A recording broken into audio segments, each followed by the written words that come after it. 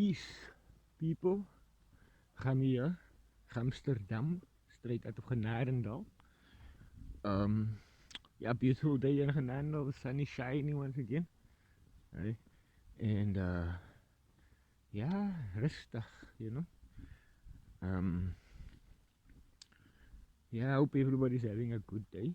And we give thanks to the Most High, you know, for all the blessings and for our life and the ability to think and so on.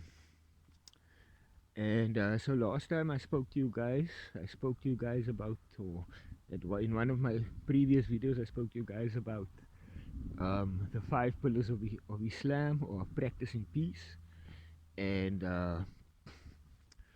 the first one being to believe in the one God and in His messengers, you know, and this, you know, we're gonna go into that today.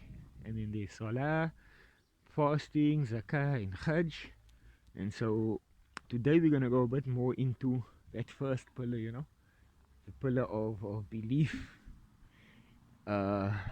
in the one God.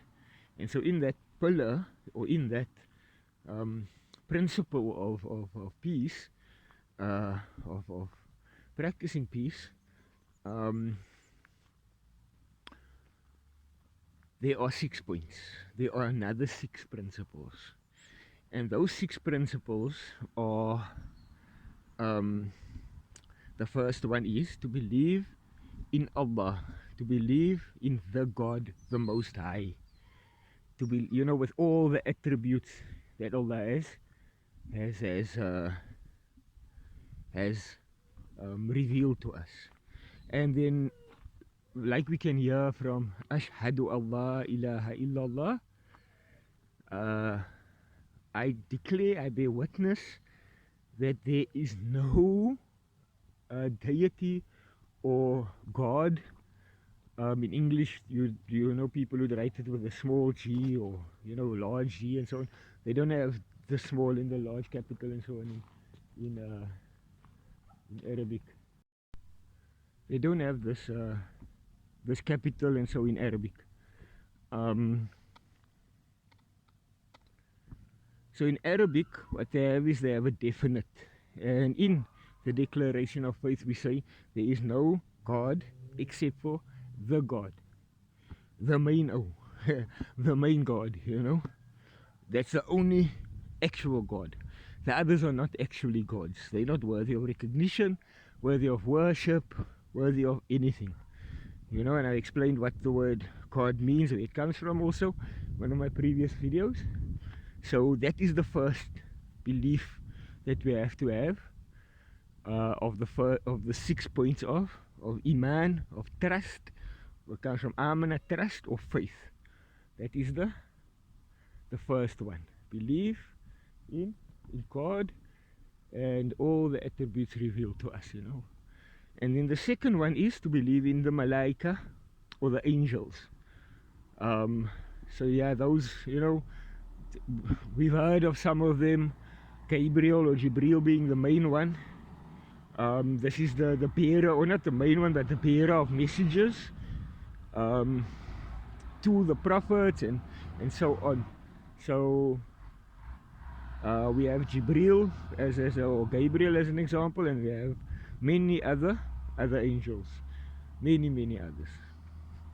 And then, as a third point in the principles of iman, of trust, we have a belief in the prophets. We need to believe in the prophets. We need to believe that these prophets, you know, brought messages, and we have to believe that every nation on earth received at least one prophet that brought them a message, or that brought them, came to remind them of the message that a messenger brought, and came with communication from God, and with you know, sometimes with revelation from God, and then became a messenger who brought some new information to the people, and And so we have to believe in these prophets. In the Quran, they mention about 25, I believe, but there were, every nation, according to the Quran, received at least one prophet, and we have to believe in them. Then we also have to believe in in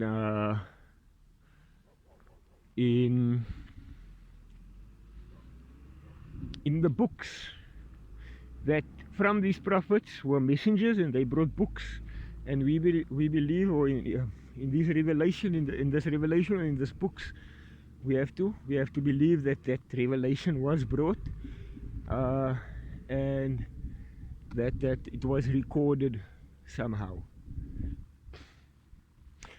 You know, that's just a funny point. The word Quran doesn't actually mean book, it means recitation.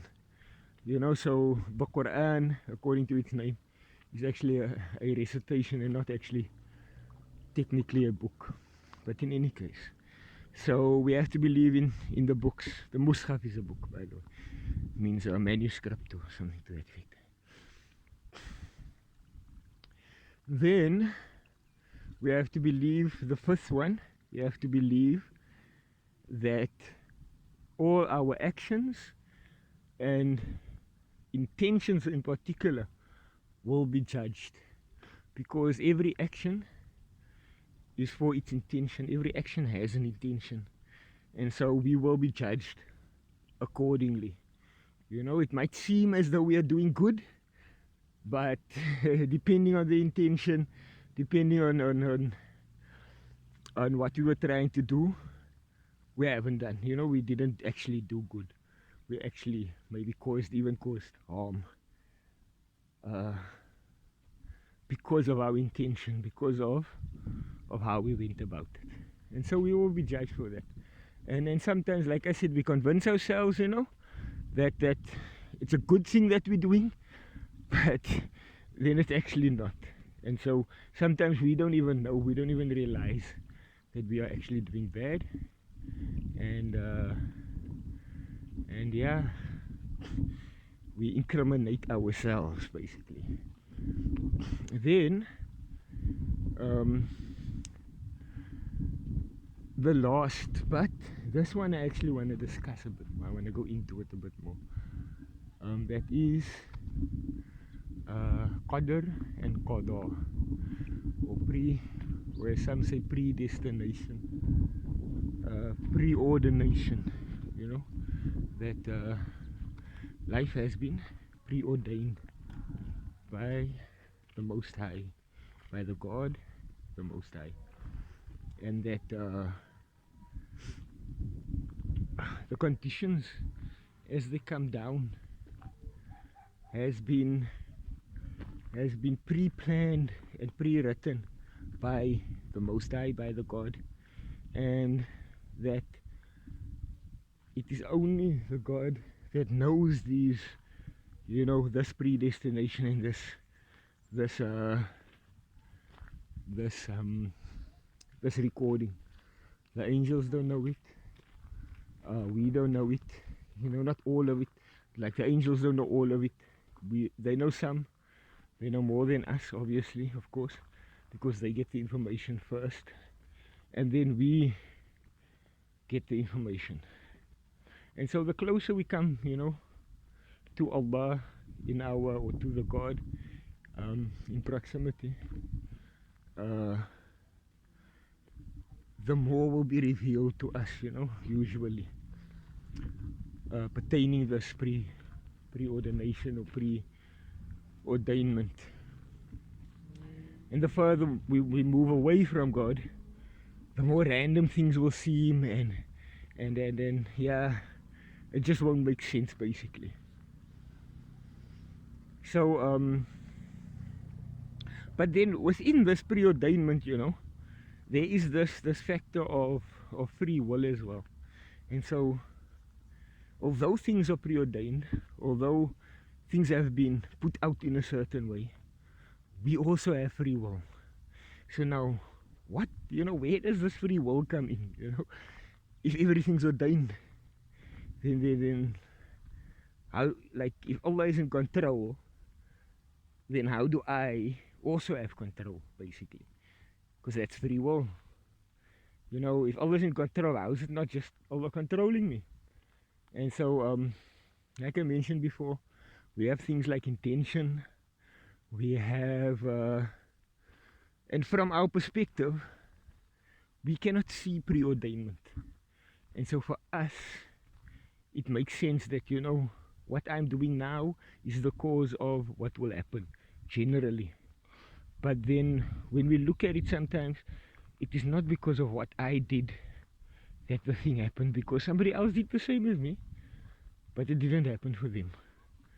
So it wasn't their action that got the thing. So if their actions were the same as mine, and they didn't get it, and my actions, I did the same as them, but I got it, then was it really the actions, basically? So that's one of the ways we can look at it. Then also, even within ourselves, in order to do these things, the truth has to reveal these things to us. In order for us to have that intention, you know, the truth has to reveal it to us, subconsciously or consciously. In order for us to to to to take that action, the truth has to reveal the action to us, the benefit to us, the idea has to come to us. You know, we don't make this stuff up. You know, so yeah, so at the end of the day, even though from our perspective it seems like I've made the decision and I've come to this conclusion and so on and so forth, um, I I I'm still being guided by the Most High, by the God. I'm not like, I didn't just think of it on my own, you know. I was influenced somehow, you know, and whether we want to say it's just the outside forces influencing us, at the end of the day, we can all agree it's the truth or reality. That, and this is what I believe God is, the truth, and God is reality. And so it is this that is actually um, influencing us and giving us these ideas. So there we can see how it's in control, but then from our perspective, I got the idea and I decided to do this, you know. And so from our perspective, we take full responsibility because I did, from my perspective, decided. Nobody forced me. I got the idea and I decided it was a good idea, and I continued to do it, you know. So um, in that sense, I have my free will. And then furthermore, the preordainment, only Allah knows it. The angels do not know it. Sometimes the angels, just like sometimes we are given an idea of what the future might hold. And so the angels are also given this with a little bit more certainty than we have. And then with us, the closer we are to Allah, the closer we are to the truth, the more clear these things become, this predestination. It doesn't become clear, but it becomes more clear, and we can understand it a little bit easier the closer we come to the truth in understanding. And so when we, depending on the type of action we choose, depending on the type of action that we choose, and depending on the intention behind that action, the truth will then judge us, depending on the frequency of the action, all these things. And then what happens is, to us, from our perspective, it seems, and even more so maybe from the angels' perspective, because they think, you know, according to them, what they are given is like what is happening, it's what's real. And so from our vantage point, it seems when we do these actions as though we have now changed the qadr. We have changed takdir, our predestination, and we have made it into something else, when this is not actually the case, you know. Allah knew, or Allah was aware of the final outcome all the time, but the process still had to be followed in order for us to become aware of it. And so yeah, so that is basically qadr or predestination, and then how free will relates to it. Well, so let's make an analogy of predestination versus free will. Let's take the analogy of a bus, and in this bus, there is a driver, but there can be only one driver. So there can't be two, three, four, five drivers in the bus. You know, each person has his own driver next to him on his seat. Buses don't work like that. You know, let's say even an airplane. These things don't work like this. In airplanes, they have a co-pilot, but so yeah, I think the analogy of the bus is actually much closer. So in the bus is one driver. Each person can't have a driver sitting next to him. You know, I mean, even in the airplane, both pilots can't fly the plane. One has to be in control and in charge. He's the actual pilot, you know. And so, while we are in the bus as passengers, um, our destination, our final destination, doesn't actually change. Although within the bus, while we are sitting in the bus, while we are busy in the bus, we can walk around, we can eat, we can talk, we can do whatever we want to, you know, and our actions even within that bus will have consequences for us, you know. So yeah, so that is how I view qadr and qadar, and you know, compared to free will or predestination and free will, those two things. This is how I view it. It is like a bus with a driver. We are the passengers, and we are able to